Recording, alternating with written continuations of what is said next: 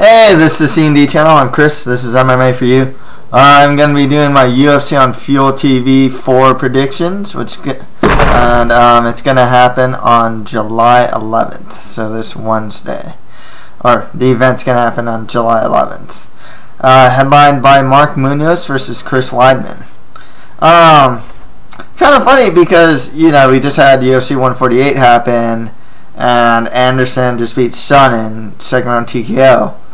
So, you know, you look at this fight, and it's like, yeah, the winner of this fight gets closer to number one contender, but it's kind of funny because it's like, I don't think anyone at this point, I mean, Weidman, really good prospect. I don't think he's ready for Anderson yet. Unless Weidman or even Munoz does something like really incredible here, you know, you just kind of get this feeling that these guys are just going to get like thrashed by Anderson Silva if they fight him. Hopefully the winner of this fight gets the winner of Lombard versus Bosch, because you know, like I said, I think Weidman's a good fighter. Munoz, you know, went from like just being kind of just like a mid-tier guy, and now he's pretty well up there. But yeah, I'd hope that the winner of this fight gets a winner of Lombard versus Bosch, so that there's like a true number one contender. Otherwise, let's get to this card. Mark Munoz fights Chris Weidman.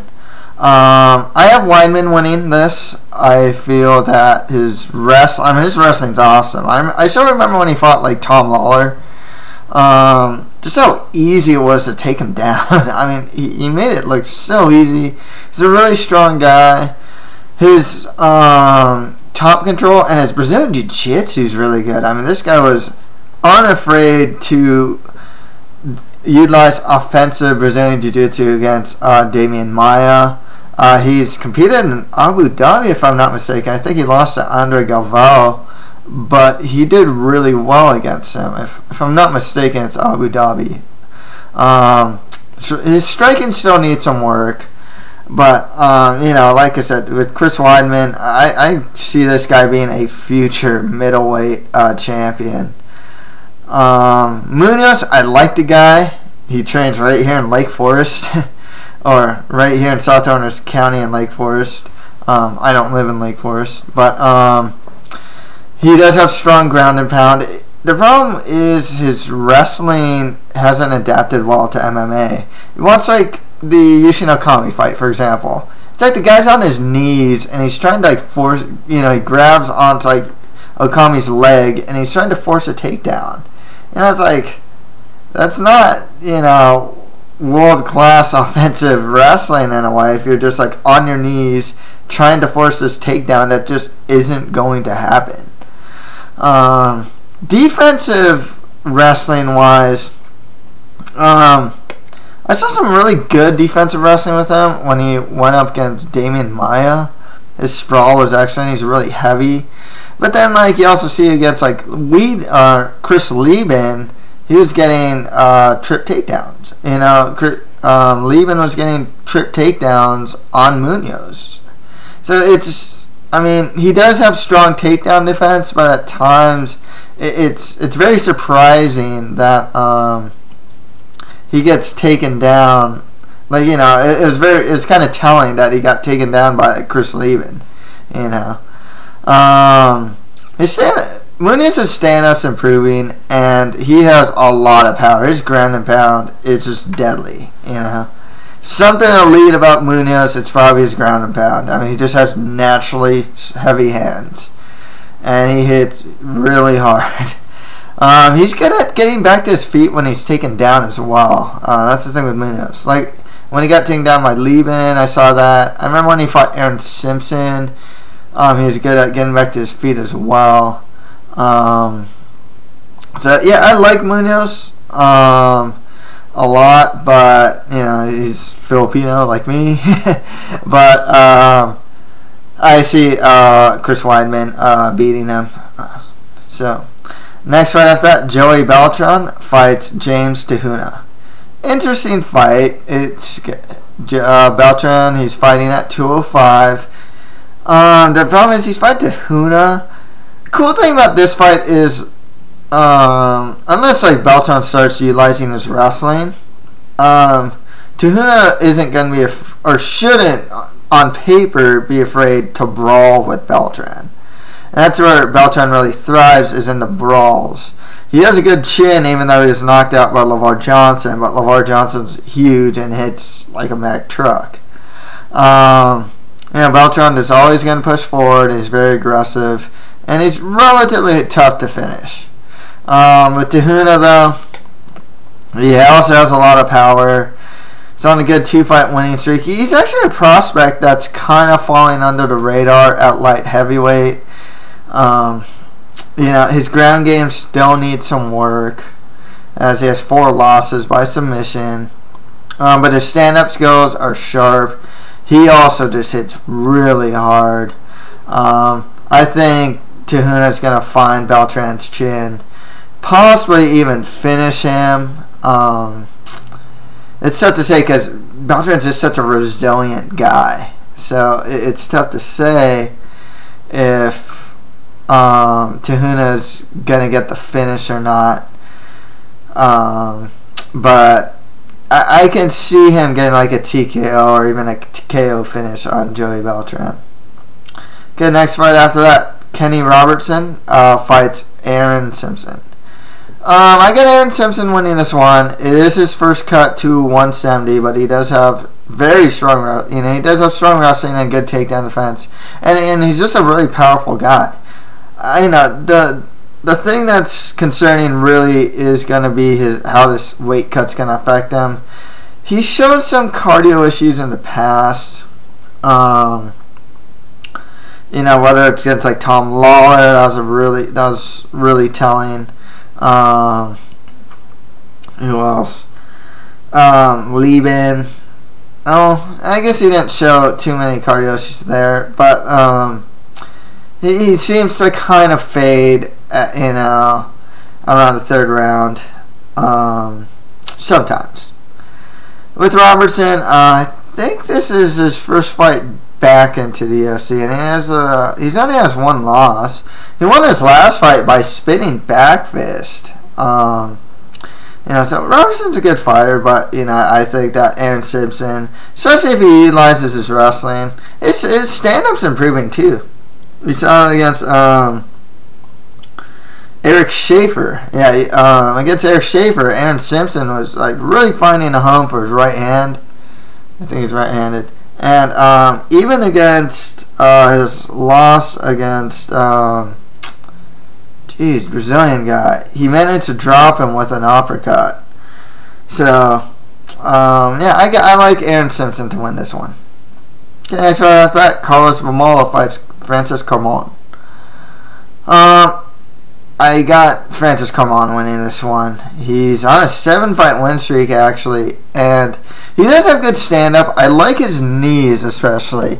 In his last fight against Magnus Sedenblad, he didn't show the best base when he was on top, so that was a bit concerning. But, he does train at TriStar, trains with some really good people. Stand-ups, and a lot of things are improving. He has good stand-up, like I said, he has good knees, and he needs to work on his base. I mean, it's not like he has like no ground game or anything like that. Even though 3 of his losses are by submission. Vemola, I liked. He's kind of a throwback for me. And I always like this guy just because he's just really aggressive. He pushes forward. He brawls. He's really sloppy, but he has a lot of power. He throws like everything into his punches. And he just keeps going forward. He almost lost against Mazenzio in his last fight, but he managed to get the win, which is pretty cool. And he's just like this huge hulking guy that's like he has like a smash first mentality. So I always liked Vemola, but he's not that great of a fighter. I think Francis Carmont should win this one. Okay, next fight after that, TJ Dillashaw fights Vaughan Lee. Vaughan Lee, really, his best strength is going to be a submission game. The only problem is TJ Dillashaw already fought a guy in, is it Walla Watson? The Gazelle? I'll just say the Gazelle. Who has some, some pretty good ground game himself, with his really long limbs. And Dillashaw's top control is really good. He has strong wrestling. You saw what he did. I think it is Walla Watson. Against Walla, he just kept taking his back and just pounded him. He couldn't sink into choke, though, and it really goes to show how green Dillashaw is in mixed martial arts still. He still needs some work in his striking. I think Dodson was really able to expose Dillashaw's flaws in the striking game. But his wrestling and top control, I think, should win him this one.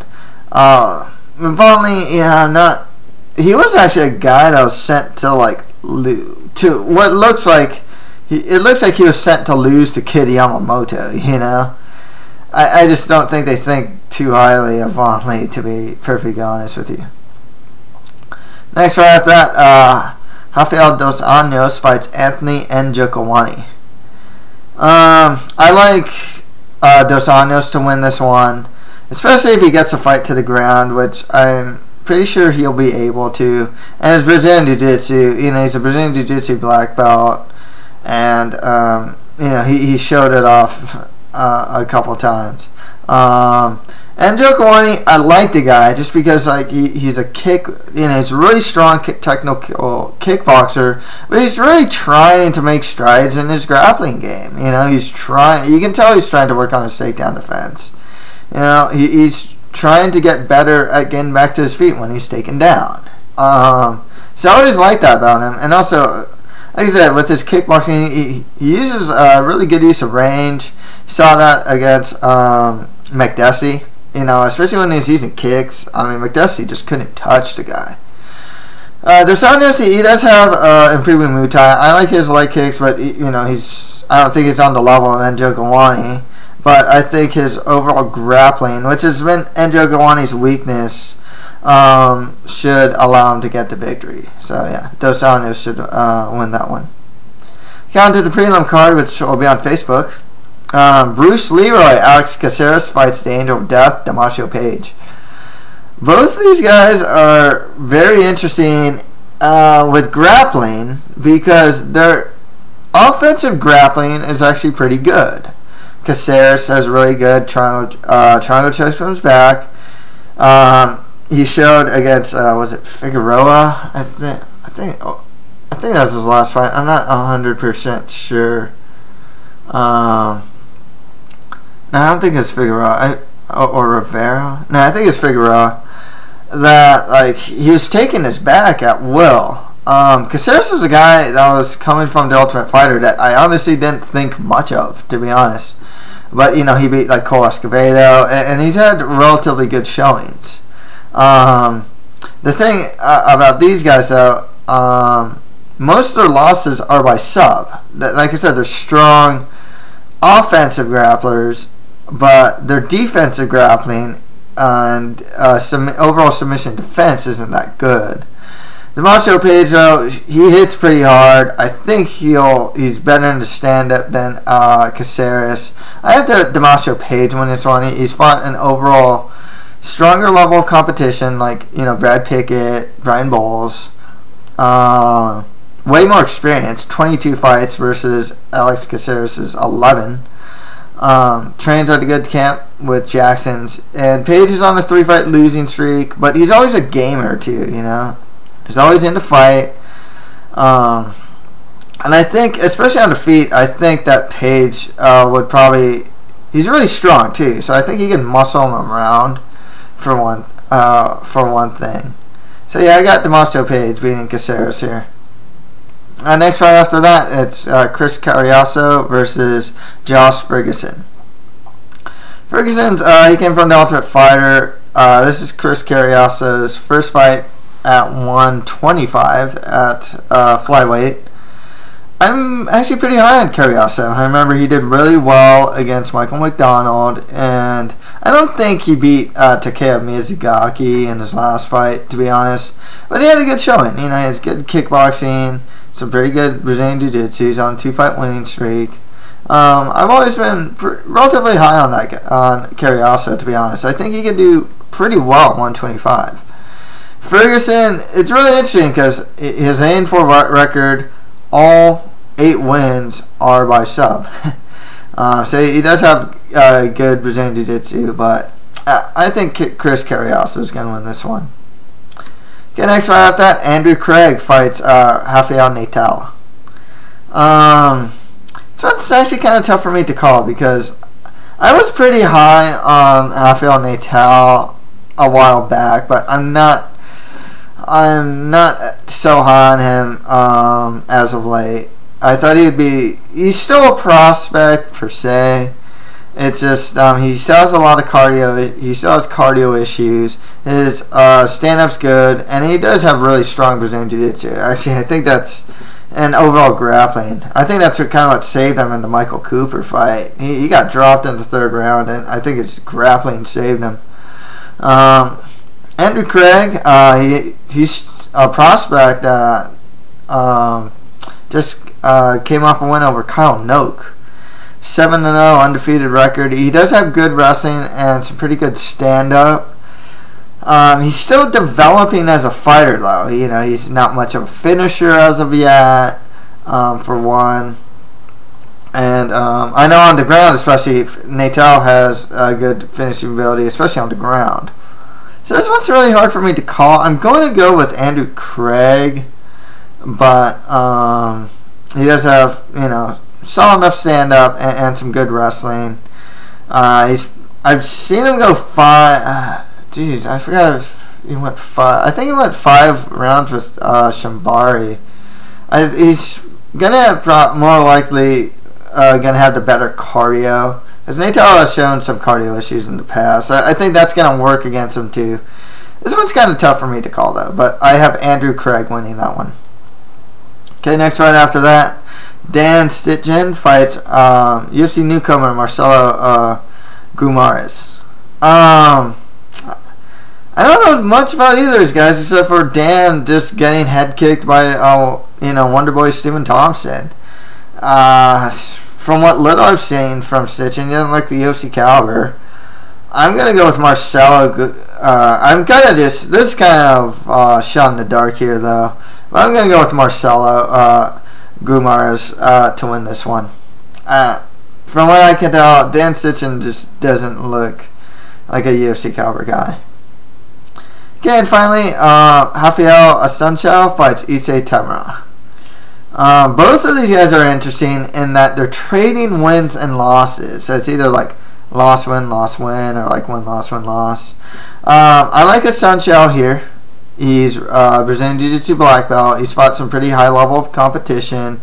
Generally lost against them, against Nunes, Faber, Eric Koch. But yeah, like I said, Brazilian Jiu-Jitsu black belt, and he's strong in the clinch as well.